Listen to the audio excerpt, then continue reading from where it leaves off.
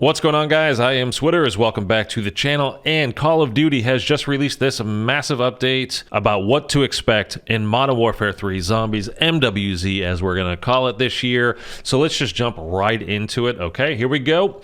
Launch comms, join Operation Deadbolt. This is the Modern Warfare Zombies content overview. By the way, this will be linked down below if you want to kind of read along and follow along with me. Link is down in the description below. Learn about the mission structure, your equipment and zombies field upgrades, acquisitions, and schematics, acts, tiers, rewards, and what to find during your deployment to the Urzikstan exclusion zone. Modern Warfare Zombies. Launch content overview. Welcome to Operation Deadbolt. Your main tasks, aside from surviving hordes of zombies and the machinations of the PMC group Terminus outcomes, are threefold. 1. Operation Deadbolt. Explore an open world and search for valuable acquisitions and schematics. Schematics are basically going to be blueprints that you build, allow you to build rather other things. 2. A world of opportunity. Complete contracts to earn essence, called acquisitions, and clear missions to discover what is really happening in the exclusion zone. 3. Secure and extract. You also need to learn when the situation on the ground becomes advantageous as well as untenable. Immerse yourself and work with other players to complete the more difficult mission objectives and extract before you're overwhelmed. MWZ Zombies Lobbies. The Modern Warfare Zombies lobby features the same global panel access, but the main menu is significantly different. The main menu across the top, this is just how it's going to look to you. This is really kind of no big deal. It will all make sense once you see it, especially if you play DMZ. It will absolutely make sense because it's exactly the same as DMZ. But this is basically just telling you at the top of them, you got the lobby, your gear, your strike team, customize, the battle pass, and the store. This is just how to navigate a little bit. This is very simple stuff. MWZ readying up for a mission, strike team operators. As you can see, you can have 3 operators as of now. As the game launches, you can have up to 3 operators. It could be more later. We'll see. I'm sure it'll be added. Some things will be added later. So here you've got Rocket, Price, and Blank. This one has not been unlocked yet. Recruit any unlocked operator for your strike team. Each recruited operator will have their own on-soldier gear, meaning, as you can see right here, Rocket has a large backpack, he's got a 3-plate armor vest, and he's got a self-revive kit. What he does not have, as you can see here, this is the score streak slot, and this right here is his gas mask slot. So he has 3 things, but he does not have these 2.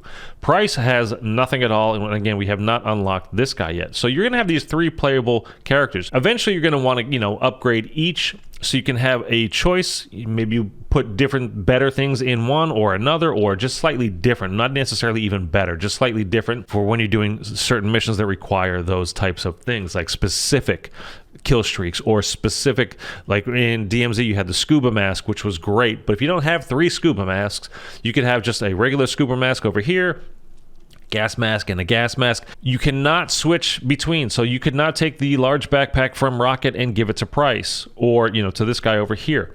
These are character specific items, okay? So once it is saved to this character, it is theirs until they use it. These things can all go away if you don't make it out of your missions alive. But when you unlock an exfil with these things, it stays for that character. Again, you cannot switch between the 2. All operators you've unlocked from both Modern Warfare 2 and 3 are available, and 2 operators, Ripper and Scorch, are unlocked after you complete specific challenges within Zombies. So those 2 characters, Ripper and Scorch, will be unlocked characters that you do after certain missions, that you will have access to after you have unlocked certain missions.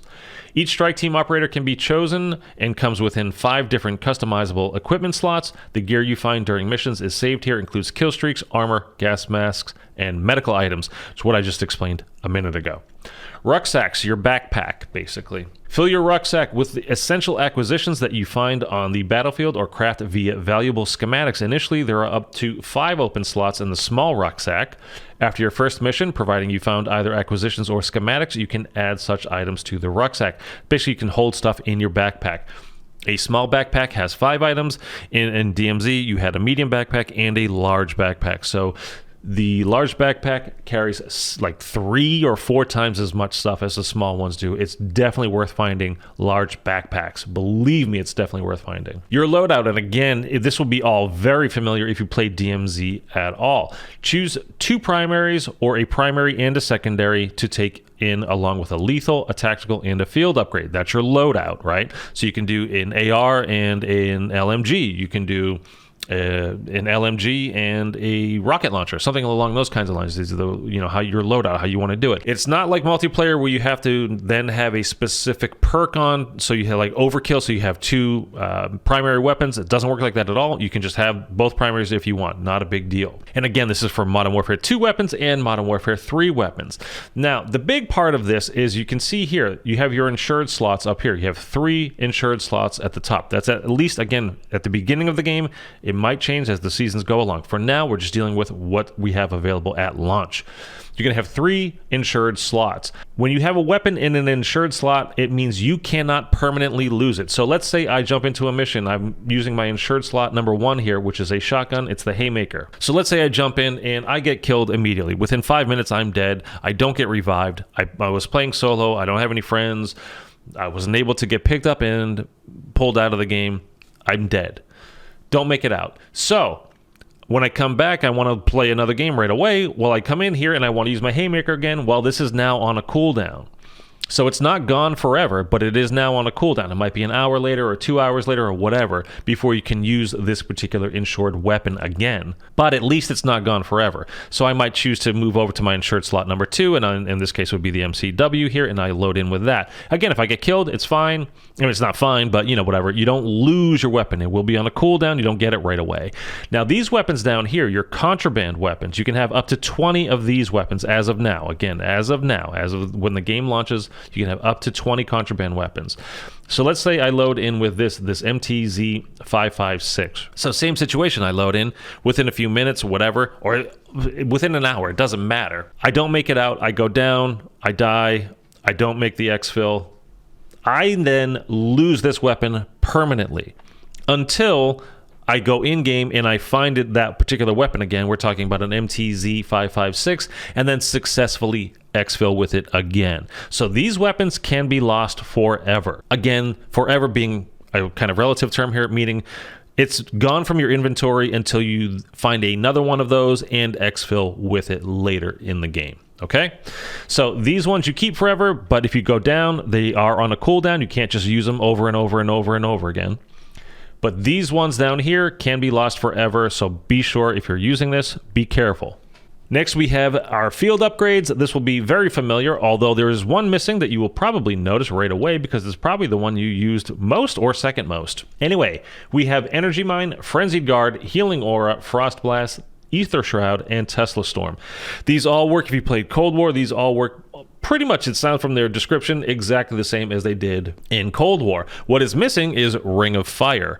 So either they've deemed Ring of Fire too powerful from Cold War, or maybe they said it was too powerful, but we're also going to add that in a later season. So again, as we load into this game November 10th or November 9th, if you're moving to New Zealand like I am, link down below for that, how to move to New Zealand without going anywhere. So that is the preseason. When the game launches, that technically we're in the preseason. The first season doesn't launch until December. I think it's December 10th, but don't hold me to that exact date. But season 1 doesn't start until December. So we'll be in preseason. Maybe with season 1, we will get a Ring of Fire, or maybe they'll hold for season 2, or maybe we won't get it at all. Who knows? Adding to your attacks, acquisitions and schematics. Once you return from your first few successful missions, you're able to place acquisitions into your rucksack for use during subsequent outings. You can also start to craft your own acquisitions at the schematic crafting location in the lobby between drops. Acquisitions are single-use items. So again, acquisitions, these are single-use items that can give you an advantage on the battlefield. Acquisitions you find and exfil with in your rucksack can be added to your acquisition stash within your rucksack menu.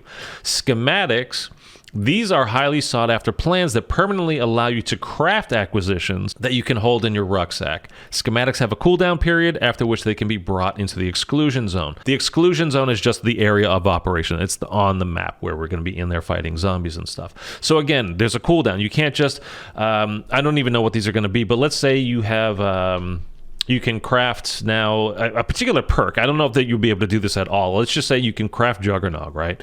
So with the cooldown, like you just load in first game, I'm going to craft Juggernog, so I start the game with Jug. I don't have to go buy it because I have that schematic, that blueprint. So I load in with it, I play that game, but now I go in to play my second game, and I don't have that schematic available to me right now, so I can't just load in with Jug again. It's on a cooldown, so it might be 20 minutes, it might be an hour, it might be 2 hours, it might be 5 hours. I don't know. We'll have to see when we get in there. But that's how the cooldown works, and that's what schematics are versus acquisitions. Acquisitions are the actual item.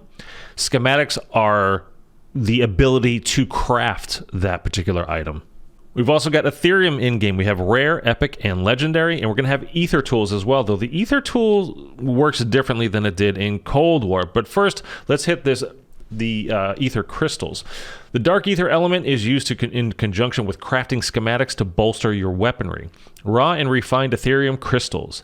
These are used to upgrade your Pack-a-Punch weapon to levels 1 and 2 respectively. Now here is where I'm going to get confused, because from everything we know, there are the 3 rings, basically 3 difficulty levels in the map. So we've got the outside level 1 area, which from what we've heard from people that had early access, that got to play early, that's where you will find Pack-a-Punch 1. When you move into that second area, that's kind of just the basic, easy AI, easy zombies, easy military guys to beat. Not hard at all. When you move into the second level, that's when you start getting mini bosses, and then things get harder. But that's also where you find Pack-a-Punch level 2. And then finally into the third level, which is the hardest area of the map. More mini bosses, more large bosses. It gets very difficult, especially solo apparently. And that's where you can Pack-a-Punch your weapon to level 3. So finding these raw and refined Ethereum crystals, and then let's look at the wording here. They're used to upgrade your Pack-a-Punch weapon to levels 1 and 2 respectively, meaning you're taking your already Pack-a-Punched gun and finding these Ethereum crystals to raise it up to level 1 and 2. So you already have to have it Pack-a-Punched, and then there's like an additional upgrade you can do to it from there. I'm a little confused, because then you also have the Ether tools. Now in Cold War, when you found an Ether tool, let's say you had just a regular common weapon on you at the time. So if you found an Ether tool, it automatically increased that weapon rarity to uncommon. And then if you found another one, you go to rare, then epic, then legendary. And in this game, you find specific type of Ether tool. So you could go from a common weapon and then finding the legendary Ether tool, and all of a sudden now you have a legendary weapon immediately. You don't have to go through all the steps of leveling it up, again and again and again. You're just going from common all the way to legendary immediately. So that's how it reads to me, but again, we'll see when we get actually into the game in a couple of days. Perk-a-Colas, again, you should be very familiar with this. We got Deadshot, Death Perception, Elemental Pop, Jug, PhD Flopper, not Slider, we have Flopper, Quick Revive, Speed Cola, Stamina Up, Tombstone. What's missing? Mule Kick. There will be no 3 weapons, at least for now. Again, things could change, more seasons go by, but as of now, we have 9 perks, and Mule Kick is not one of them. In Modern Warfare Zombies, it's going to be different than multiplayer. We do not have the vest, gloves, boots, and all that, how all the multiplayer perk system is working this year. We don't have that. All of our perks come from Perk-a-Colas, from these perk cans. Drink the soda and get the benefits. You guys know what all of these do by now. I am sure I don't have to go over that. We also have ammo mods. Again, very familiar. Brain Rot, Cryo Freeze, Dead Wire, Napalm Burst, and Shatterblast. Shatterblast, my most fun one, and Dead Wire, probably my most used one during Cold War. Brain Rot also very good, of course. You know how these work as well. Don't need to go over that. Wonder Weapons. Locate the necessary and devilishly difficult to find schematics, and you're able to craft some of the most arcane and powerful weaponry ever seen. The wonder weapons available at game launch are currently redacted. But now we can see, just from the picture here, obviously we've got the standard classic ray gun. This is the ray gun Mark 1 on the left. On the right over here, we have the Wonder Waffle from Call of the Dead, from the Giant. You guys know, right? These 2 absolute classics, you know both of them very, very, very well. This one here in the middle, I'm not even remembering what it's called, but we saw plenty of, it's in the trailer for DMZ Zombies. It was in some of the early footage that we saw from the creators that were able to go and play early. So this is the new exclusive Modern Warfare 3 wonder weapon that we have seen, again, in trailers and in gameplay plenty already. So it might be redacted, but we know what it is already. I mean, I actually don't know the name. I can't remember the name. But we've seen it in action. You've seen it in action as well. Missions overview, acts, tiers, and rewards. So this is going to require a little bit of thought here. So pay attention to this one, okay? So begin to acclimate to the horrors of Earth's Extend Exclusion Zone and commence a multi-layered storyline that focuses on a variety of tiered missions in 3 acts. Not all missions are immediately accessible. That's important. And the mission you wish to complete, which may have one or multiple tasks, is highlighted. Mission completion rewards, including acquisitions, cosmetic items, durable items, double XP tokens, are also visible prior to infill. So this means at the beginning, you choose the mission that you want, and you can see all the rewards that it will give you by doing that mission, okay? But now here, and I think it's actually kind of best to work in reverse order here. So I'm going to start here at the bottom. So we're going to go 4, 3, 2, 1 instead of 1, 2, 3, 4, because think of this as a pyramid. This is the very top of the pyramid. This is going to be number 4 here, down here is going to be like the ultimate. So this is going to be the big boss, or think of it as like the main quest Easter egg. It's not working like round-based zombies. So again, if you've played DMZ, this will be more familiar to you, but if you haven't and you've only ever played round-based zombies, don't worry about it. This is like the final thing that we're going to do, facing the big boss, right? And then from there, it splits off into like 3 subcategories, right? You've got different tiers of stuff. And then from there, it splits off into like 5 other subcategories. And from there, all the way, this is down to, the first level here.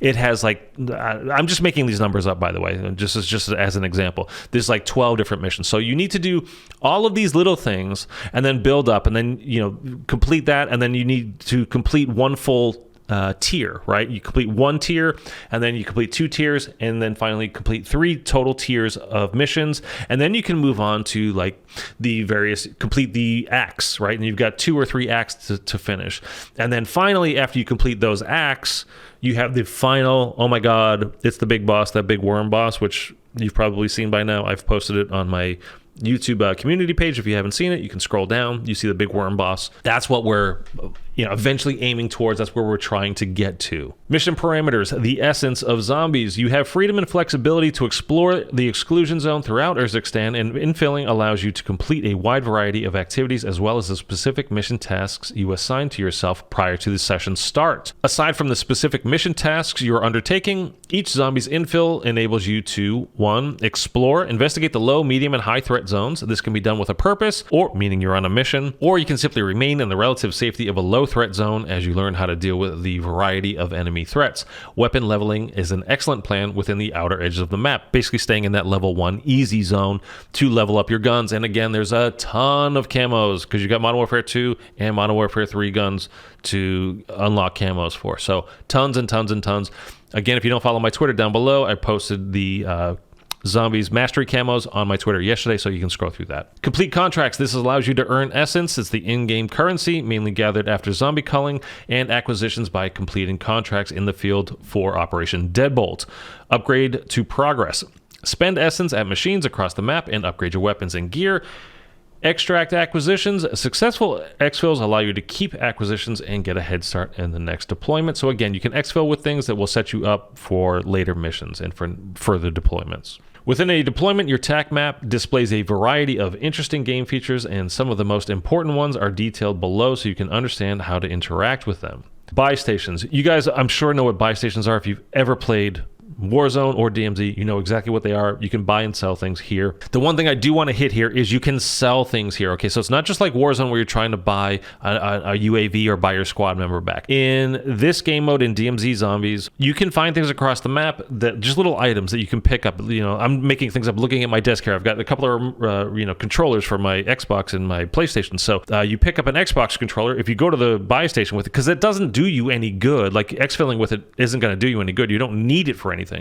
But you can sell it at one of these buy stations and get in-game points. The in-game points you can extract with, and that does you some good. So the buying stuff at buy stations, you guys obviously know about. You can also sell things at buy stations, which is important. Perk machines, obviously you guys know exactly what this is. Nothing new here. Pack-a-Punch, again, you know what that is. There are wall buys, and there is a mystery box. Mystery box works the same as it always has. No difference. And that's pretty much it. So this has been a long video. I'm not going to keep you in ramble here at the end. I will just say that I thought Outbreak was a good mode that was very flawed. It was ultimately, to me, its fatal flaw was it was just kind of too boring. And then it scaled up too quickly, you know? So after round 4, you were kind of, up to round 4, basically you're kind of bored. And then at round 5, it's like, whoa, oh my God, everybody's sprinting at me. Everybody's got tons of armor, mini bosses all over the place, you know? Still not the hardest thing ever. You know what I'm saying, though. It's like going from round 5 to round 25 in round-based zombies in that one round. So that it's boring and it's scaled up too quickly is kind of, I think, the big problems. DMZ, I didn't play a ton of, but what I did play, I really enjoyed and found quite addicting, to be honest with you. So this mode, again, it is DMZ with zombies. There is no getting around it. So let's not try to pretend it's some brand new thing that they came up with just for us zombies fans. It's not. It's DMZ that was had zombies basically foisted upon it. But that might not be a bad thing. This could be a really good year. This could be a very fun year. It's not going to replace round-based zombies by any stretch of the imagination, but it could be a very fun year. So I'm at least coming into this with a wide open mind, and I'm hoping it's going to be great. So I hope you are too. You guys let me know what you think. I'll catch you in another video real soon. Like, subscribe, leave a comment. Later.